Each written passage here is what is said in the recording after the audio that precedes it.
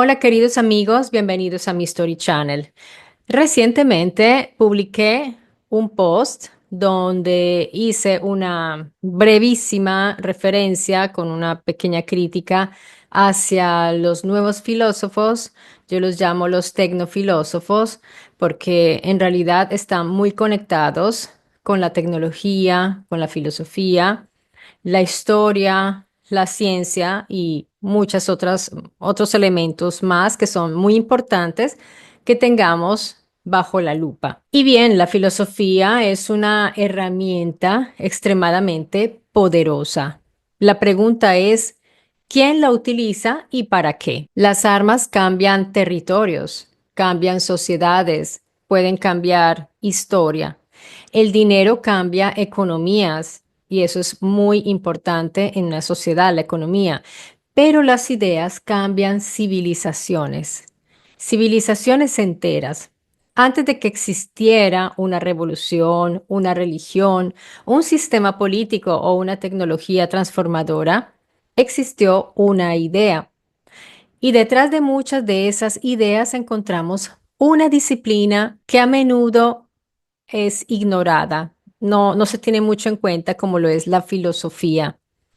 Yo me he ido encontrando cada vez más con estudios filosóficos por parte de cabalistas, de políticos, de los tecnócratas, de las personas que dirigen las Big Tech, casi todas las personas que se encuentran en un rango alto de lo que hoy llamamos la élite o también en estamentos más bajos en el sentido de poder, pero tienen ese estudio. Así que me ha llamado mucho la atención y yo he empezado a hacer investigaciones al respecto. Igualmente, porque ha influenciado muchísimo en lo que hoy es la base de la teología misma, ha influenciado muchísimo en todos los cambios que se fueron realizando en el cuarto siglo, cuando se empiezan a formar las religiones, en que se basan, pues, en el pensamiento filosófico. Así que, ¿cómo no tener esto en cuenta y cómo no tenerlo bajo las luces?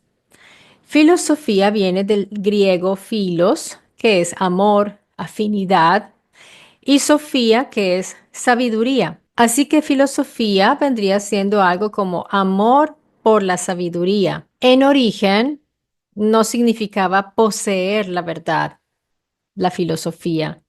Más bien significaba buscar la verdad. Tengan esto muy en cuenta durante esta charla que les voy a realizar. ¿Qué antecede a la filosofía? Los llamados mitos, las tradiciones, la autoridad de a quienes llamamos hoy sacerdotes, las costumbres tribales, hasta que aparecen los primeros filósofos y estos intentaron responder preguntas como ¿qué es el mundo? ¿Cómo sabemos algo? ¿Cómo podemos saber algo? ¿Qué es justo? ¿Cómo debe organizarse una sociedad? Esas son solo unas pocas preguntas que se ha hecho el ser humano desde la filosofía. Es decir, antes había una autoridad que te decía qué es el mundo, qué es lo justo, y te daba las pautas de la organización de la sociedad en base a lo que instauraron quienes, los que bajaron del cielo, los luminosos, los poderosos, Anunnaki, Elohim, Teoi, Deva, Teotl, como los quieran llamar. Así que la filosofía ayudó a crear la ciencia misma, la lógica, el derecho, la ética y la política. Yo no estoy negando en ningún momento la importancia que tiene la filosofía, absolutamente. Reconozco que ha sido una herramienta fundamental para las civilizaciones, así que podemos notar que la filosofía nace para pensar, para hacerse preguntas y cuestionar. Sin embargo, con el tiempo comenzó a utilizarse más bien para dirigir. Surgen todos los ismos, por ejemplo, el liberalismo, el marxismo, el nacionalismo, el feminismo, que está tan en auge en estos días, el transhumanismo, del cual se está hablando muchísimo ahora, el positivismo, el existencialismo, el globalismo, ambientalismo.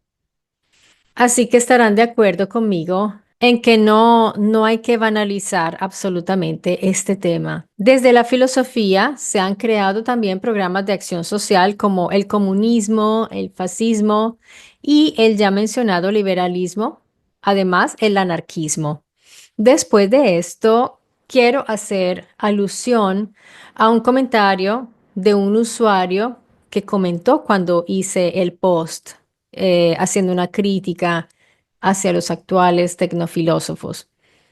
Este usuario del canal, a quien agradezco su comentario porque puedo también desglosar un poco más el tema a partir de este, me escribió en un comentario que la filosofía es imprescindible como método de razonamiento.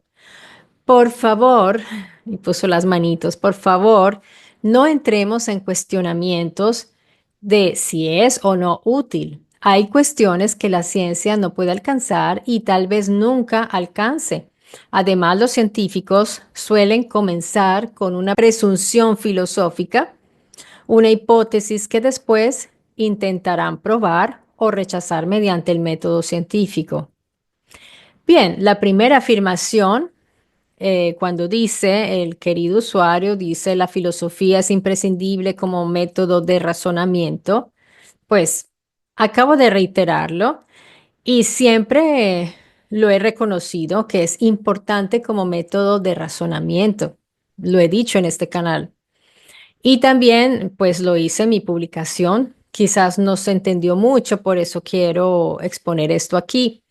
La segunda afirmación, él dice que hay cuestiones que la ciencia no puede alcanzar y tal vez nunca alcance. Además, los científicos suelen comenzar con una presunción filosófica, una hipótesis que después intentarán probar o rechazar mediante el método científico. ¿Quién puede estar en desacuerdo con lo que acaba de decir el usuario si es totalmente cierto? Los científicos suelen comenzar con una hipótesis o una idea previa. De eso nadie está discutiendo. Toda investigación parte de alguna pregunta, de una intuición, de un modelo previo, hasta de imaginación. Incluso el método científico presupone ciertas cosas, que por ejemplo existe una realidad externa, que los fenómenos siguen patrones observables, que la lógica funciona de tal manera. Eso yo lo he expuesto aquí en el canal millones de veces y he sido muy crítica de frente al trabajo de la ciencia oficial, porque aquí he sido bastante crítica al respecto. Pero donde yo discrepo con el usuario es que me haga esa petición de por favor no entremos en cuestionamientos de si es o no útil.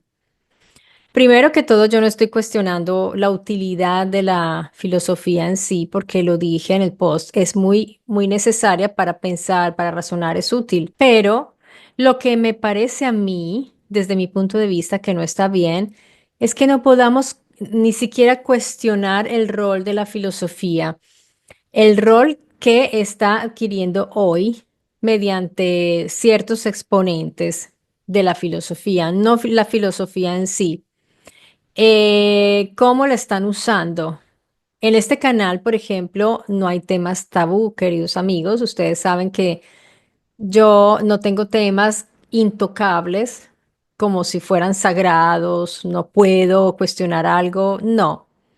Cuando yo pienso que hay que cuestionar y que hay que revisar y que hay que hacerse preguntas, lo hago con total libertad. Hemos cuestionado constantemente la ciencia, por ejemplo. Pero la filosofía es una especie de disciplina sagrada, no, no me parece. Y bueno, si alguien siente que es intocable, pues esas son banderas rojas de que algo no está bien, porque no se debería pensar que no se puede ni siquiera poner en tela de juicio. Una vez que la filosofía afirma cómo son realmente las cosas, sin poder verificarlas porque no es su papel, no tiene los instrumentos. Uno a punta de filosofía no puede verificar absolutamente nada. entra en el terreno de la especulación. Aquí yo he especulado muchísimo en cuanto a temas, pero yo les digo, esto es una especulación mía. No estoy dándole a esa cuestión o a ese supuesto una imagen de verdad o algo así. Absolutamente. Puede ser una especulación brillante, sugerente, que nos ayude a llegar a una posible verdad, claro que sí, pero afirmar a partir de la filosofía supuestos ya no estoy de acuerdo con eso y eso está sucediendo hoy. Y hay personas que o no se dan cuenta o les parece muy normal, muy positivo que ciertas personas, lo que sucede es que hay ciertas personas que tienen estudios científicos, pero que están acudiendo a la filosofía para dar sus respuestas de sus supuestos y no prueban, porque no, la ciencia no tiene la prueba de lo que está diciendo, entonces acude a la filosofía. Fíjense cómo la usan. Pero igual, aunque la especulación sea brillante, inteligente y lo que quieran, es una especulación, no es una verdad. Por eso yo considero que algunas preguntas deberían permanecer abiertas. Si la ciencia no puede probar algo, dejémoslo abierto. Tanto los científicos como los filósofos no tienen la respuesta hasta que llegue la evidencia suficiente para responderlas. De otra manera, yo siempre digo, déjenlo sobre la mesa para volverlo a retomar cuando haya estudios más avanzados.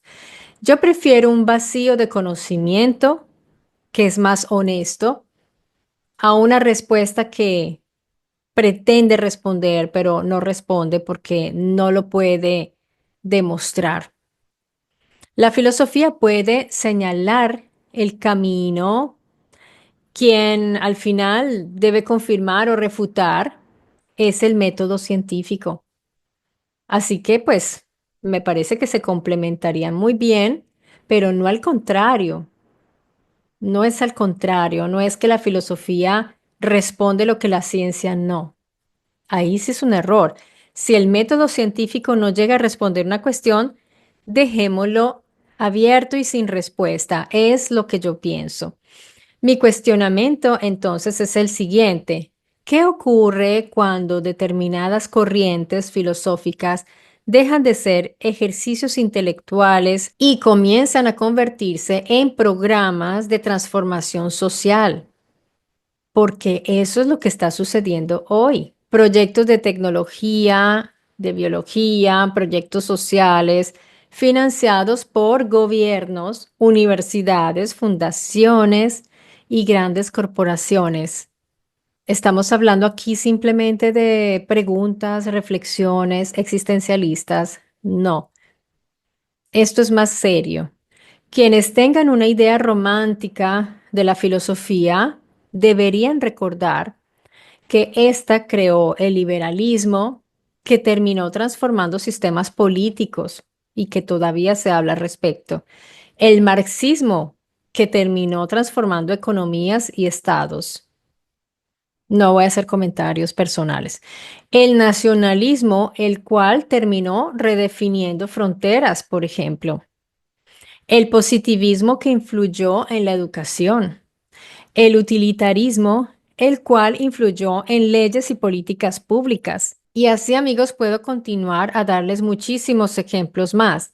No se trata entonces de pensamientos existenciales. De hecho, ahora el término existencial es un término que les gusta mucho a estos nuevos filósofos como, no voy a nombrarlo, pero hay filósofos famosos y los políticos toman esos términos, esas terminologías, les encanta, para legitimar, perdón, para justificar también ciertas acciones, como por ejemplo ese término de la amenaza existencial. Yo no estoy diciendo que no exista una amenaza existencial, puede existir, pero es que es un modo que se siente mucho más legítimo para poder realizar ciertas acciones también bélicas. Si a mí me amenazan existencialmente, eso nunca se había escuchado. Se había escuchado que uno es peligroso para el otro, que hay odios entre sí, pero que uno es la amenaza existencial del otro, esos son palabras mayores. ¿De dónde vienen? Creada en laboratorio filosófico. Todo esto. También ha cambiado la velocidad con la cual la filosofía introduce una idea y se pone en práctica, se integra inmediatamente en el sistema, transformándolo.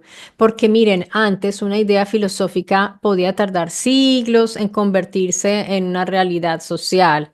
Eran libros, era el filósofo que hablaba en las universidades, pero no se ponía en práctica ya. Ahora sí.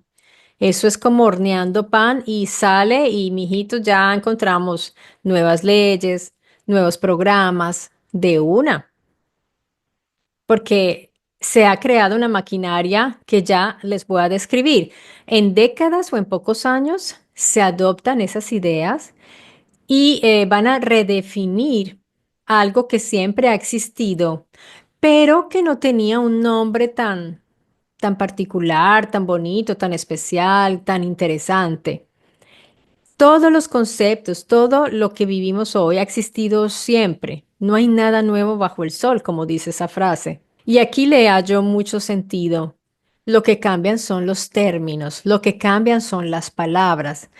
Les voy a dar el ejemplo de un gran filósofo colombiano cuando dice, si ustedes le quitan la I a ilegal, pues se vuelve legal. Eso es, a él lo llaman filósofo.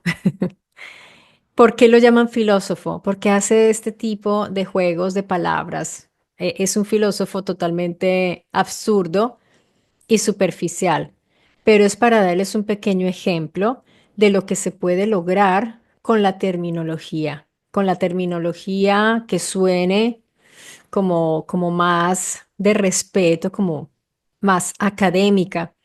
Y eso es lo que están haciendo ahora. Le dan nombres distintos a las cosas. Miren, ejemplos pequeñitos, cotidianos, pero muy acertados y muy prácticos. Por ejemplo, en mi país siempre se ha hablado del secuestro, los secuestrados, luego se convirtieron en retenciones. Esto cambia muchas cosas.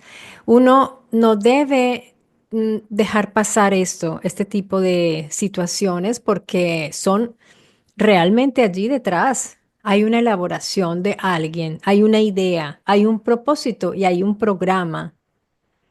Y hoy que hablamos tanto de la agenda mundial, ya deberíamos saber que eso es real, que hay unas agendas que se ponen de acuerdo los medios, se ponen de acuerdo todos los medios de comunicación. Cuando fíjense bien los términos que usan, ustedes lean los encabezados de las noticias y ahí se van a dar cuenta cómo es de importante, cómo van a introducir una idea.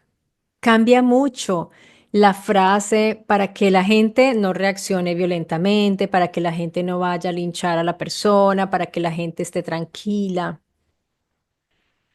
Entonces, esto sucede en todos los niveles y no solamente de estos niveles altos que les estoy hablando, que han introducido ideas y conceptos en el mundo. Por ejemplo, cuando uno quiere, si uno quiere destruir una zona del mundo, solo con palabras lo puede hacer, cambiando términos, educando a los estudiantes de una cierta manera.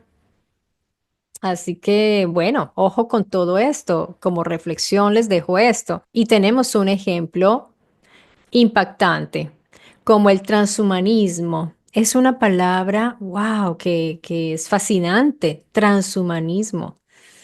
Esto es ingeniería del lenguaje, dense cuenta.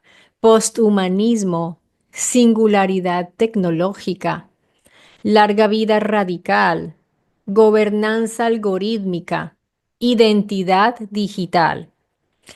Nos están poniendo ahora en nuestro vocabulario una terminología que cuando no terminamos de aprendernos un término ya introducen otro.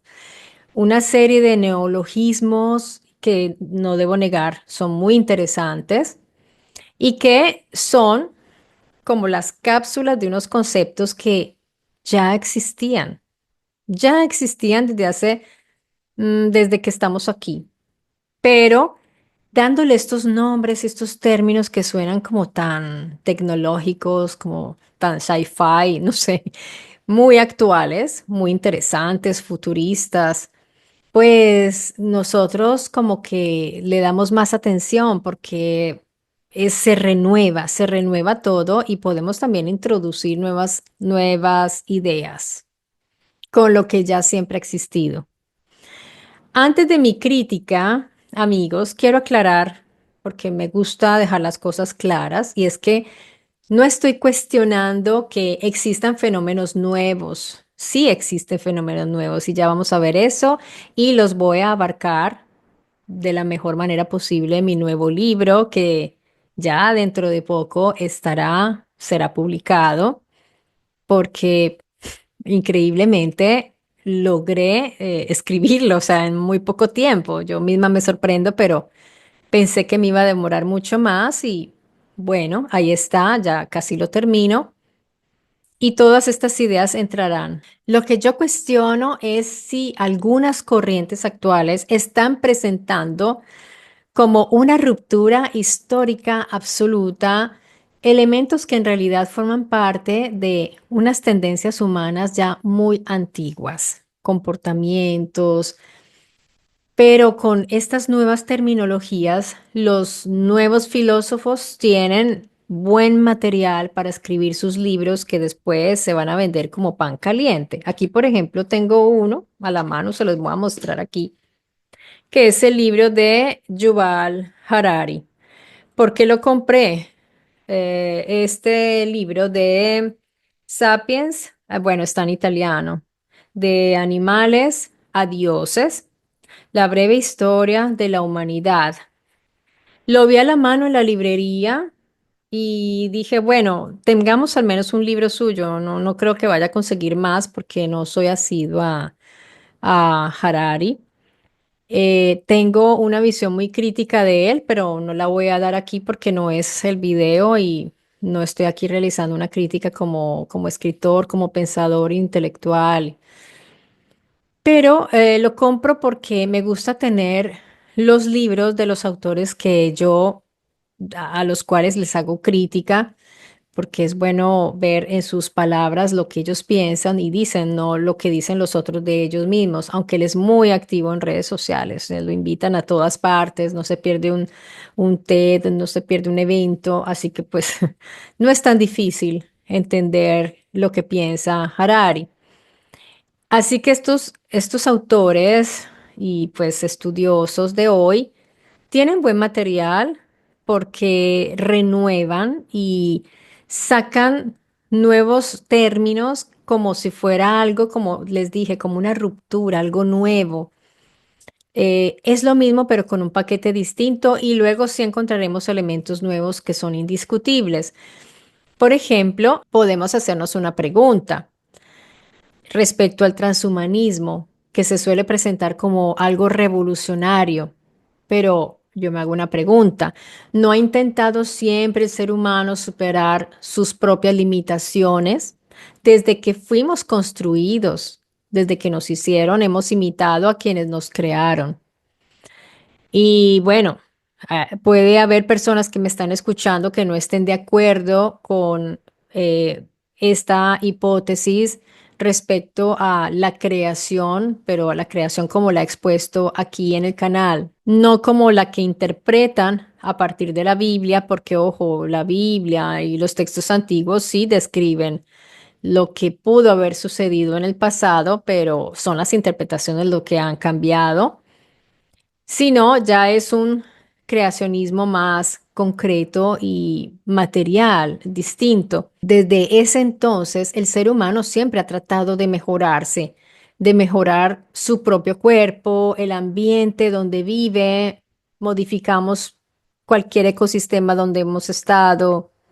El transhumanismo comenzó, amigos, desde nuestros primeros pasos aquí en la Tierra. Por ejemplo, la longevidad radical, como la llaman, Está en todos los textos antiguos. Es una búsqueda constante de los híbridos llamados semidioses que querían vivir como sus padres, los llamados dioses, los exógenos, los que venían de otros lugares.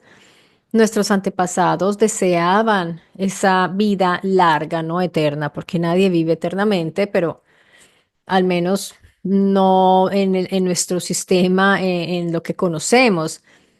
Así que la hemos buscado siempre porque en el pasado la alcanzamos a ver en otros seres y queremos vivir más para poder realizar todos nuestros sueños, nuestros proyectos. Nuestro cerebro está también diseñado, configurado para proyectarse en el futuro, pero ya no vivimos 900 años y mucho menos miles de años. 900 años como Adán o los años que vivió Matusalén y muchos otros personajes nombrados en el Tanaj, mucho menos miles de años como los Anunnaki, los Elohim. Y mucho después llegan los alquimistas que buscaban el elixir de la vida. Luego están los emperadores chinos. Recuerden que tomaban el mercurio, pobrecitos, para alargar la vida. Realizaban expediciones para lograr encontrar esa inmortalidad o esa larga vida. Los antiguos egipcios desarrollaron técnicas también buscando la prolongación de la vida. Y si hablamos de la singularidad tecnológica, toda generación ha pensado estar viviendo una transformación sin precedentes. Esto también lo encontramos en textos antiguos de nuestros antepasados, con otros términos, obviamente, otra terminología, pero es el mismo concepto. Y para explicarlo mejor, la singularidad tecnológica es una hipótesis según la cual llegará un momento en que la inteligencia artificial supere la inteligencia humana en prácticamente todos los campos y a partir de entonces el proceso tecnológico se acelerará tan rápidamente que los seres humanos no podremos predecir ni comprender completamente las consecuencias de esto. Y esa es una de las preocupaciones que están manifestando los expertos. Algunos sí, otros no. Está abierto el debate porque no todos están de acuerdo, pero yo les comento qué es esa singularidad que se ha anunciado por parte de estos nuevos pensadores. El término fue popularizado por el matemático y escritor Bernard Binge y posteriormente fue desarrollado por Ray Kurzweil. Así que dense cuenta cómo van tomando el relevo y van desarrollando una idea los que van llegando, los científicos, los estudiosos. Según esta hipótesis, los humanos crean una IA, una inteligencia artificial muy avanzada. En este momento está entrenándose la inteligencia artificial. Y esa inteligencia artificial diseña a su vez una inteligencia artificial mejor que ella misma. Y así la próxima inteligencia artificial crea una todavía superior. Ahí ya el humano perdió el control. Ya no tenemos el control en ese proceso. Un proceso que se va repitiendo a velocidades crecientes y nosotros ya nuestra creación se nos salió de las manos y nuestra creación crea y sus creaciones van creando a su vez. Si esto llega a suceder, pues sálvese quien pueda. Ese es el miedo que hay. El resultado sería una explosión de inteligencia. La analogía utilizada es la de un horizonte de sucesos en un agujero negro. Más allá de cierto punto, no podemos ver qué ocurrirá. Nosotros no lo podemos predecir. Y por eso la llaman singularidad. Esta idea será nueva, pues suena muy contemporánea, muy nuevo, porque el núcleo de la singularidad tecnológica contiene elementos muy antiguos, amigos. Yo siempre encuentro la conexión. La aspiración a trascender, las limitaciones humanas, la búsqueda de conocimiento superior, porque si hubo un orden superior visible, como yo les he aquí expuesto en tantos videos, ese orden superior, esas corporaciones celestes que se instauraron en el cielo y que bajaban y que llegaban, aterrizaban en las montañas y allí se encontraban con los humanos o en las cimas de las sigurats, por ejemplo, pues el humano que vio todo esto tenía la esperanza de vencer la enfermedad un día y la muerte también, y que llegara una transformación radical del mundo. La singularidad tecnológica es una corriente filosófico-tecnológica que sostiene que la inteligencia artificial producirá una transformación tan profunda de la humanidad que marcará el comienzo de una nueva etapa, como una nueva era. Y yo me pregunto, ¿no habrá ya sucedido esto en pasado? Porque nosotros siempre pensamos que somos los únicos y que nuestra historia es única, pero yo dejaría abierta esa posibilidad. Ahora veamos qué está sucediendo hoy. Ninguna gran tecnología se introduce en una sociedad sin una narrativa previa que la legitime, que prepare su aceptación, porque nosotros, los seres humanos, las personas, el pueblo, podemos negarnos a esos cambios. Recuerden en el pasado, cuando llegó la locomotora, cuando llegó el automóvil, cuando andaba cerca de los caballos, la gente como que le parecía eso extraño, eso a gran velocidad y andaba como a 10 kilómetros menos, andaba a paso hombre, pero era una máquina ahí entre las carrozas.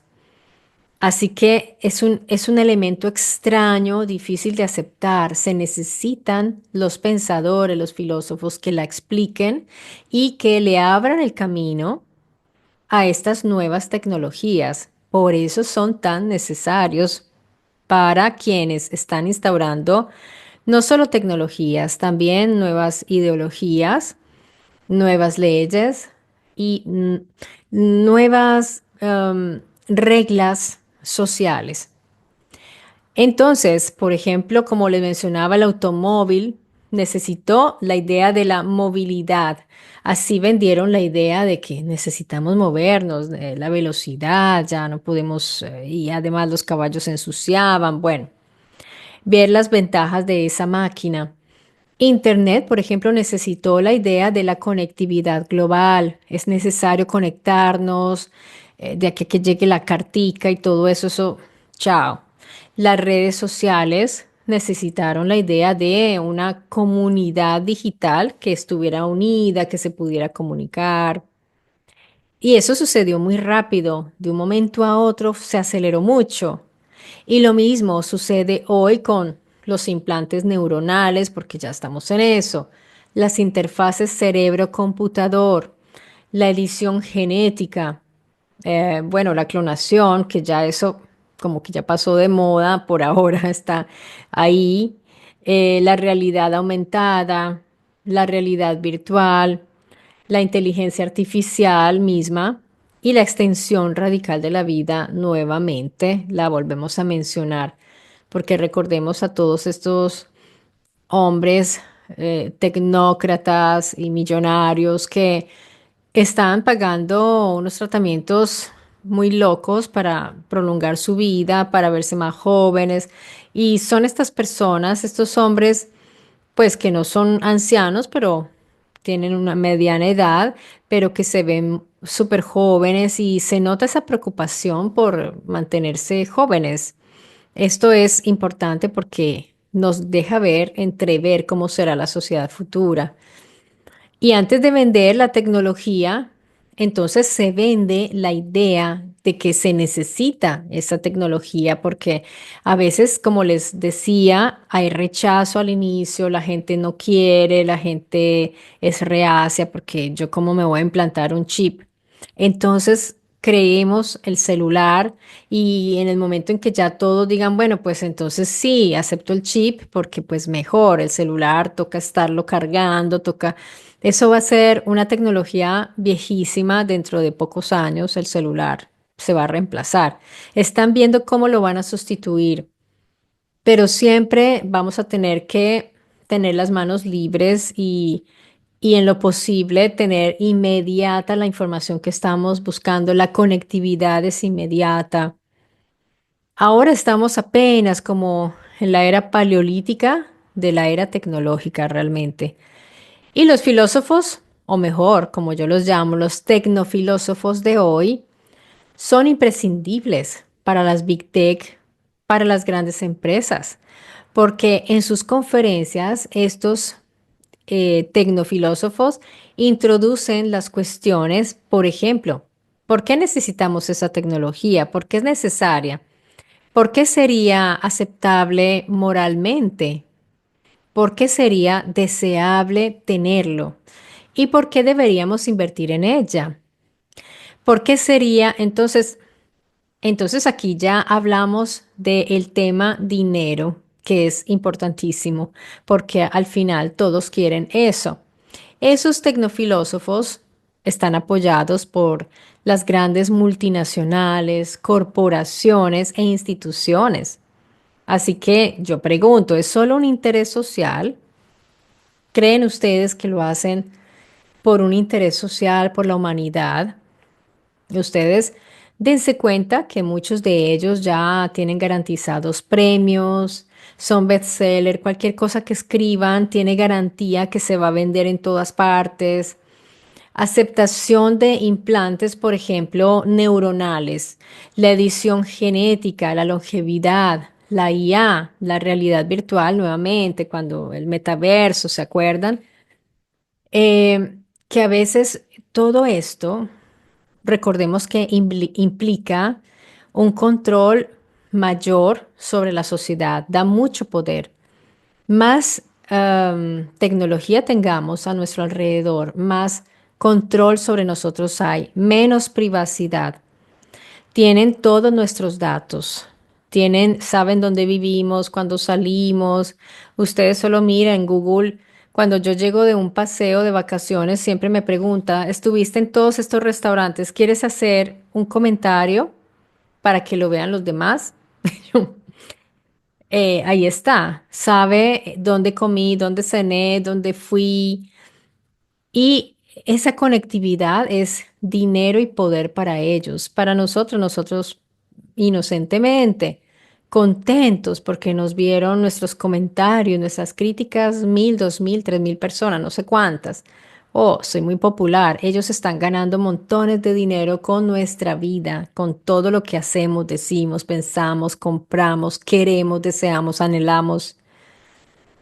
Cuando a mí me hablan de los arcontes, y de los parásitos y yo no sé si existan esos parásitos que dicen que te chupan la energía y te usan como una pila, pero sí sé que hay seres humanos que están ganando mucho dinero con mi vida y no me están sacando la sangre o no tengo aquí pues las venas perforadas.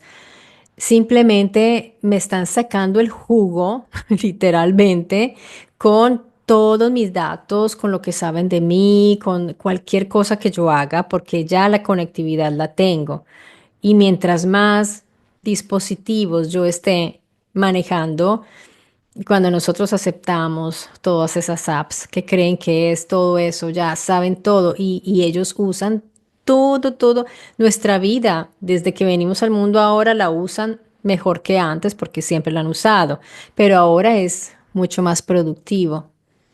De modo que estos tecnofilósofos preparan al público para aceptar esas ideas, para adquirir ciertas tecnologías, según quién sea la fuente de su ganancia, según quién los está apoyando.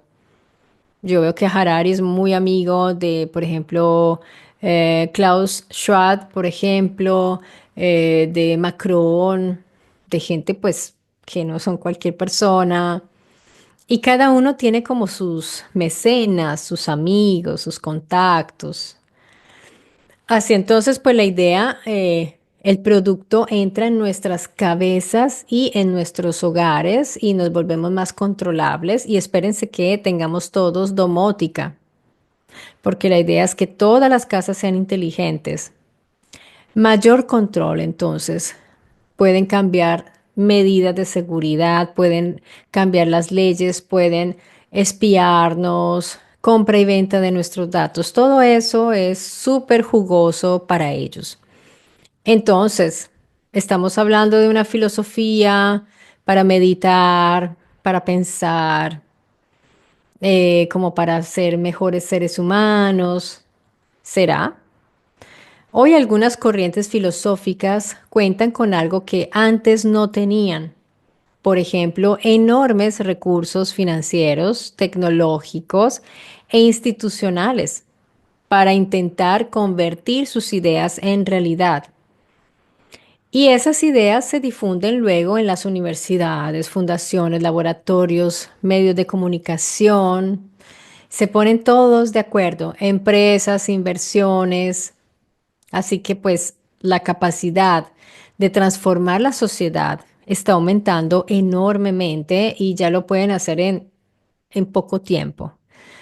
La pregunta entonces es, ¿quién financia las ideas de estos tecnofilósofos? Porque quien lo hace, quien la financia, está determinando las nuevas tendencias de lo que queremos comprar, de lo que queremos pensar, de lo que queremos hacer, quién es nuestro enemigo, quién es nuestro amigo, a quién tenemos que atacar, a quién tenemos que aplaudir.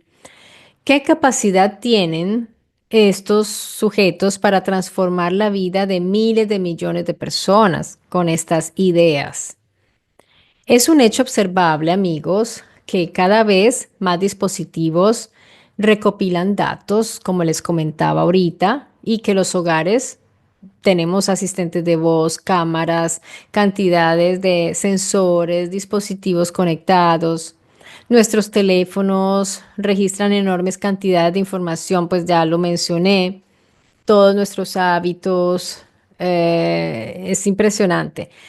Y la IA permite analizar esos datos a una escala antes imposible porque es casi ilimitado. Lo que necesita es energía.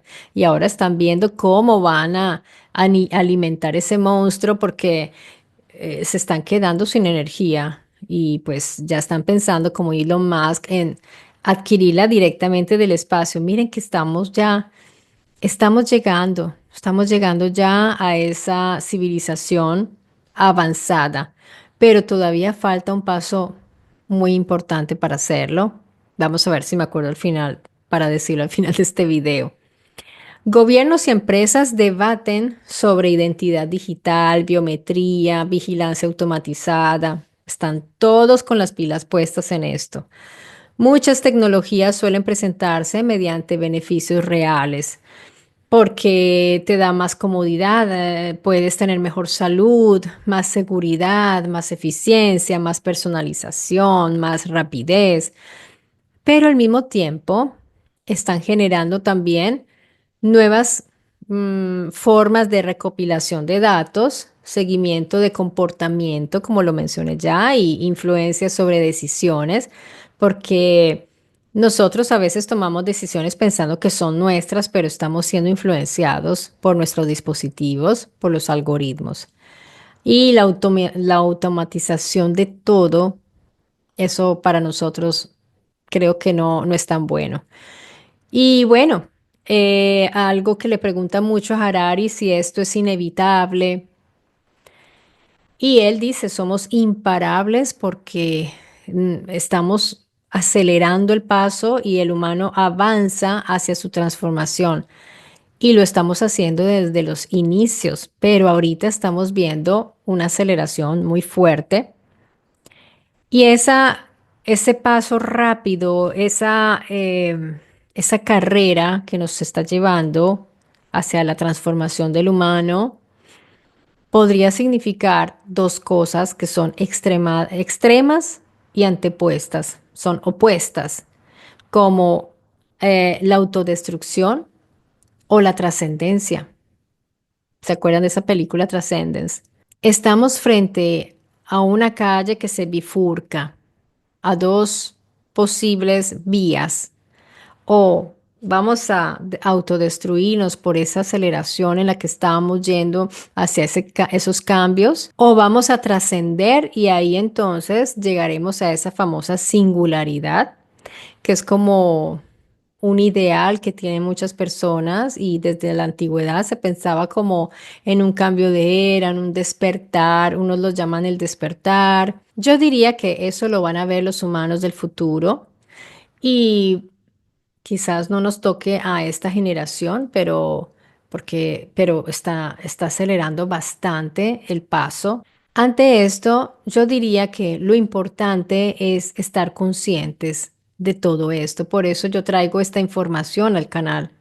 Ya cada sujeto, cada individuo ve que si toma medidas, si quiere prepararse mejor, puede tomar varias acciones, pero estar conscientes es importante, conscientes de lo que está sucediendo, conscientes de lo que nos están poniendo delante de nosotros, de lo que nos quieren imponer, como sutilmente, como si fueran opciones, como si nosotros sintiéramos que estamos escogiendo, cuando en realidad nos están diciendo o esto, pero no tienes más opciones porque al fin y al cabo nosotros vivimos dentro de un sistema donde no es que tengamos gran injerencia, porque pues creo que es evidente realmente. Al menos pensamos que podemos votar por nuestros candidatos pero en realidad, amigos, nosotros tenemos muy poca injerencia en las decisiones. Sin embargo, ¿por qué existen estos tecnofilósofos y por qué los medios de comunicación se ponen de acuerdo? ¿Por qué invierten en la comunicación? Porque sí necesitan el consenso de las masas, necesitan que nosotros estemos de acuerdo. En medio de todo, cuando nos unimos y presionamos hacia un lado, ellos han tenido que cambiar decisiones. Fíjense el poder que tenemos nosotros si nos uniéramos tendríamos un gran poder.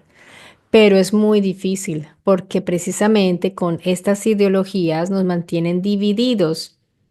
Así que pues yo soy feminista, yo soy liberalista, yo soy marxista, yo estoy en esta comunidad y yo odio esa comunidad. Así que dense cuenta, nos han dividido, lo han logrado.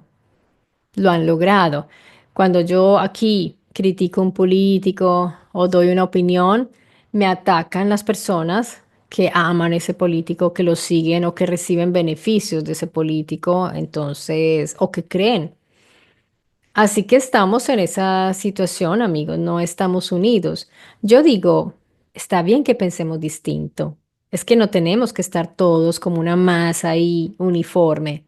Somos distintos, pero sí deberíamos unirnos para salvar nuestras familias, para tener una sociedad más humanizada, menos violenta, que cuide los espacios, que cuide a los niños, que proteja a los niños. Yo pienso que eso debería ser un motivo para unirnos. Que yo piense que este me gusta y el otro no, eso es una división intelectual también, de escogencia, en fin, pero eso no debería hacernos pelear o atacarnos. Al máximo dice, yo no estoy de acuerdo y ahí no hay problema, no hay violencia, no hay agresión, pero cuando te dicen, yo pensé que tú eras más inteligente, ahí ya se crea un ambiente de tensión y ya hay una falta de respeto. Cuando le dices eso a una persona que está votando por un candidato o el otro, ahora que en mi país estamos en elecciones, va a suceder el apoteo, o sea, eso va a ser, yo espero que no hayan muchos problemas graves, pero me espero que sucederá y mi familia está allá en Colombia y me preocupa. Realmente es preocupante, pero vuelvo a decir, debería unirnos el amor a nuestro país, a nuestro territorio y a las personas.